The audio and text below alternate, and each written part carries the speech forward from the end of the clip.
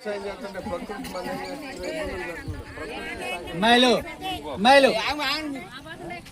రకమైన ఇబ్బందులు వస్తున్నాయి. ఆ ఇబ్బందులు వచ్చినప్పుడు నష్టపోతున్నాం. సపోజ్ దున్నాలి, ఇప్పుడు నాట్లు వేయాలి. నాట్లు వేసినాక మళ్ళీ చేస్తా ఉన్నాం 2 నిమిషాలు. నాట్లు వేస్తాం, పని నుంచి నాట్లు దాకా వెళ్తాం, నాట్ల నుంచి కలుపుల దాకా వెళ్తాం. అప్పటికే దరిదాపుగా 30,000 రూపాయల దాకా ఎకరం ఖర్చు అయిపోతుంది మనకి. ఇప్పుడు కౌలుకు తీసుకుంటాం. మనం కౌలుకు తీసుకున్నప్పుడు ఆ రైతు దగ్గర, భూమి యజమాని దగ్గర కొందరేమో డబ్బులు ఇచ్చి తీసుకుంటారు, కొందరేమో బస్తాలు పండిన తర్వాత బస్తాలు ఇచ్చి తీసుకుంటాం, ధాన్యం ఇచ్చి తీసుకుంటాం అంటారు. ఎట్లా తీసుకున్నా ఎప్పుడు ఎట్లా తీసుకున్నా సరే కొన్ని గ్రామాల్లో ఒక పద్ధతి బట్టి. కాబట్టి అట్లా తీసుకుని వ్యవసాయం చేస్తే తీరా విపత్తు మనం అసలు ఈ కోతలు కాకుండా కోతలు కోసి కుప్పలు వేసినా కూడా నష్టపోయే పరిస్థితులు ఉన్నాయి. చేతి కొట్టేదాకా అప్పుడు నష్టపోయే పరిస్థితులు ఉన్నాయి. నష్టపోతుంది. వీళ్ళు కేంద్ర ప్రభుత్వం, నరేంద్ర మోడీ గారి ప్రభుత్వం ఏం చేస్తుందంటే కౌలు కార్డు ఇచ్చి వీళ్ళకి రకరకాల ఇప్పుడు ఇన్సూరెన్స్, రైతు భరోసా ఈ క్రాప్ చేసుకోవాలి. మనం ఆ ఈ క్రాప్ చేసుకున్న తర్వాత ఆడిలో నమోదు అయి ఉంటుంది. పంట నష్టం అయితే ఇన్సూరెన్స్ వస్తుంది. మళ్ళీ కార్డు ఉంటేనే రుణాలు వస్తారా, సబ్సిడీ మీద ఎట్లా ఇస్తారు. అదే ఎస్సీలు అనుకోండి, రైతు భరోసా కూడా పడింది. కేంద్రం నుంచి రాష్ట్ర ప్రభుత్వం ఇచ్చే రైతు భరోసా అందించారా, అది కూడా పడుతుంది.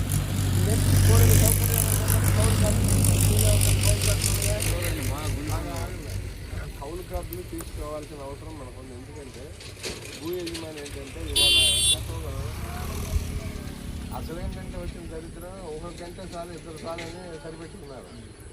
ఆ భూ యజమాని ఒకటే కనిపించేది. ఆడు పిల్ల వాళ్ళ వ్యవసాయ పట్టణాలు చేస్తారండి. పొలాలు ఉంటాయి.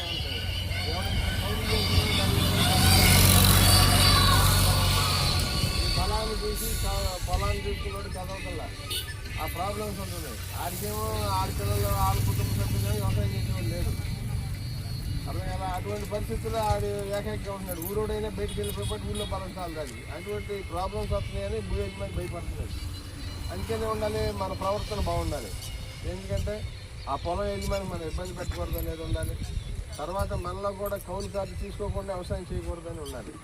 ఎందుకంటే కౌలు కార్డు లేకుండా చేస్తే ఇప్పుడు నువ్వు చేసే వ్యవసాయం కౌలుకి రైతుకు నీకేదో మాట్లాడుకుంటున్నావు, మంచి సరే నీకు మంచి ఉంది, అయినా ఒక బత్త పెంచమంటాడు, లేదు నువ్వు కార్డు ఇమ్మంటావు. ఇవన్నీ చూసుకుని పక్క ఆయన ఏం చేస్తానంటే ఆయన అక్కర్లేదు, కార్డు అక్కర్లేదు, ఏమక్కర్లేదు, నేను వ్యవసాయం చేస్తాలే, నేను చేస్తా కౌలు నాకు ఇచ్చేయమంటాడు. అది ఇచ్చేస్తాడు. అయితే ఏంటంటే దాంట్లో వచ్చిన సమస్య ఏంటంటే మళ్ళీ అసలు ఇది భూ యజమాని ఇబ్బంది పడేది. ఇది ఆ పడే శాపాన్ని మనం మోస్తున్నాం కౌలు రైతులు.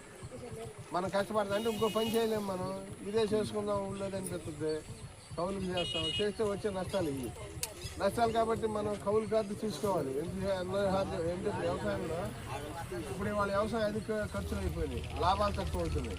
ఈ పెట్టుబడులు ఏమవుతుంది, మన దగ్గర డబ్బులు లేకపోతే మన చుట్టాల దగ్గర, పక్కల దగ్గర, స్నేహితుల దగ్గర, తెలిసిన వాళ్ళ దగ్గర అయితే రకరకాలుగా అప్పులు చేస్తాం. మంచోడు ఎలా ఊళ్ళో ఎక్కడ పోతాడు, మంచి కుటుంబం వల్ల ఇస్తామని ఇస్తారు, కానీ పంట రాదు, ఇది డబ్బులు కట్టలేదు. ఆదాయం ఉంటే డబ్బులు కట్టేది, పంట రాకపోతే కట్టలేదు. సరే ఈసారికి అయిపోయింది, వచ్చే సంవత్సరం వేద్దామంటే మళ్ళీ అప్పులు చేస్తాడు. 3వ సంవత్సరం కూడా వేస్తాడు. 3వ సంవత్సరం కూడా రాజు కట్టుకోవాలి. ప్రకృతి సహకరించాలి కదా, మనకి భూమి పండాలి, ప్రకృతి సహకరించాలి. ఇవన్నీ చేసేలోపు మళ్ళీ 3వ సంవత్సరం కూడా రాలేదనుకో, మన ఊళ్ళో పల్లెటూళ్ళు ఏంటంటే గౌరవం కోసం పాకులు కడతాడు. ఎవడైనా పక్కడితో మాట అనిపించుకోరు. ఈ అప్పులోడు వచ్చి ఇంటికి వస్తాడు, ఇది కట్టలేడు. ఈ చెడ్డోడు కింద లెక్క. డబ్బు సకాలంలో కట్టబడి చెడ్డోడు, మంచోడు డబ్బులు కట్టకపోతే ఆ చెడ్డోడు. ఇది పరుగు పోయేదక్కడ ఈ గ్రామంలో పరుగు పోతే ఆత్మహత్య చేసుకోవాల్సిన కానీ వెళ్తుంది. కాబట్టి అటువంటిది అనవసరం. ఎందుకంటే నచ్చచెప్పుకోవాలి. భూ యజమానికి మనం నమ్మకం కల్పించాలి, ఆడి భయాన్ని కల్పించకూడదు. ఆడ ఆర్టికి మన పోయింది. ఇంకోటి ఏంటంటే ఇక్కడ కౌలు కార్డు ఇచ్చేది 11 నెలలే, భూ యజమానికి కూడా తెలుసు. కాబట్టి అతనికి నచ్చచెప్పుకోవాలి. మనకు ఇప్పుడు నువ్వంటే నాకు పరిచయం అనుకో, నేను ఇంకో నా మాట వింటాడు ఎవరైనా అట్లా నా పక్క వాళ్ళతో కూడా చెప్పించుకుని చేసుకోవాలి తప్ప ఇప్పుడు ఆ విభేదించినంత మాత్రం ఇంకోటి నేను చేస్తానని వెళ్ళకూడదు. అట్లా ఉందండి చెప్పేది. ఇళ్ళల్లో ఇప్పుడు జోదం ఉంది, మీరు 5-6 10 కలిసి బేకాడతారు అనుకో, 500 పెట్టి ఆడారు. గెలిచిన వాడి దగ్గర కానీ ఓడిపోయిన వాడి దగ్గర కానీ 500 ఉండాలిగా, ఉండవు. ఎందుకని తాగుతానుకో, లేకపోతే తినటానికి, ఇంకెంతలో ఖర్చు సిగరెట్లకు వాటికి అయిపోతాయి. ఆఖరికి 200 100 ఉంటుంది. గెలిచిన వాడి దగ్గర డబ్బు ఉండదు, వాడిపోయిన వాళ్ళ దగ్గర డబ్బులు లేదు. ఎవరి దగ్గర ఉండదు. కాబట్టి ఈ పరిస్థితిలో జోగంలాగా వ్యవసాయం చేయకూడదు. ఆలస్యమైన సరే ఇంకో రకమైన బట్టి బతుకుతాం, మనం ఇంకో పని చేయలేం కాబట్టి చేస్తున్నాం. కాబట్టి కౌలు రైతులు ఖాతా తీసుకోవాలి. తర్వాత దానికి అవగాహన కల్పించాలి. గవర్నమెంట్ కూడా ఇప్పుడు మీరు ఇంకో పని చేయొచ్చు. కౌలు కార్డు భూ యజమాని ఎవడో కానీ పంట వేస్తారు, ఈ క్రాప్ చేస్తారు. మీరు గవర్నమెంట్ ఏం చేస్తారంటే నిజంగా విషయం ఎవడో పండించాడు, భూ యజమాని కౌలు రైతు.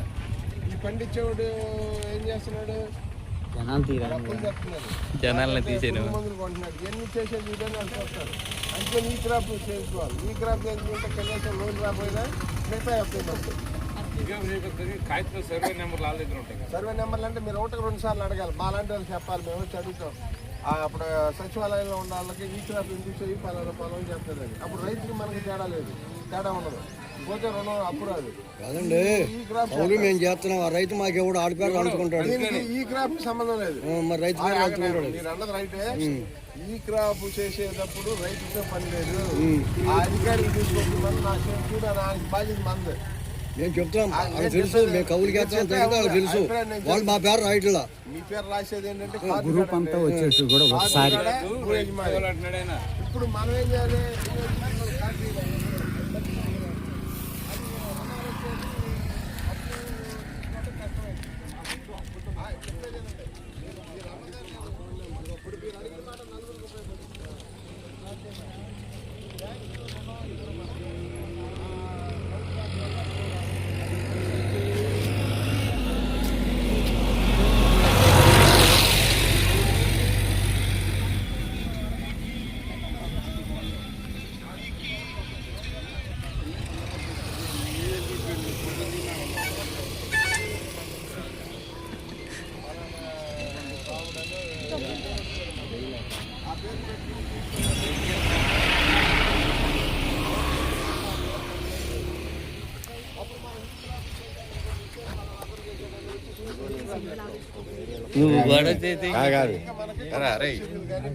పంట పోయింది అనుకోండి, ఇన్సూరెన్స్ కానీ లేదా సబ్సిడీ మళ్ళీ తర్వాత అయ్యన్నా వస్తాయి కొన్ని. రైతు అమోదం ఏంది అసలు ఏది జరగదు. పొలం ఇవ్వడం, వీడికి పొలం ఉండదు, ఇవన్నీ జరగవు. మీరు చెప్పే నేను తెలుసుకోవడానికి వచ్చా. మీరు మన ఇద్దరు వాదనద్దు, ఎందుకంటే నేను చెప్పేది అర్థం కాదండి. ఒకటే. ఇప్పుడు ఈ సంవత్సరం ఇటు గట్టిగా అడిగాడు అనుకో, నాకు కౌలు కలుపు రాయి ఎన్ని అనుకో, అది పొలం పొమ్మంటున్నాడు. ఆడ ఊళ్ళో ఎవడెవడగా ఊళ్ళోనే ఎవడెవడో వీటితో మనకది పెంటని. ఆయన అనేది ఏంటంటే కట్టుబడి చేసేవాళ్ళు అందరూ రైతులు ఒక మాట మీద ఉండండి అని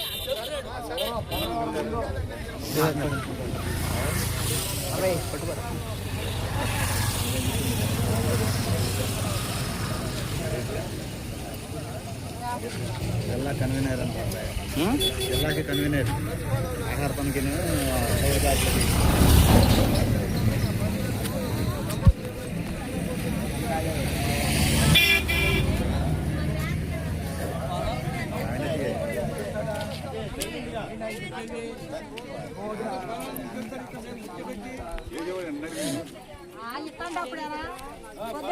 చెప్తా కూడా అన్నాడు మన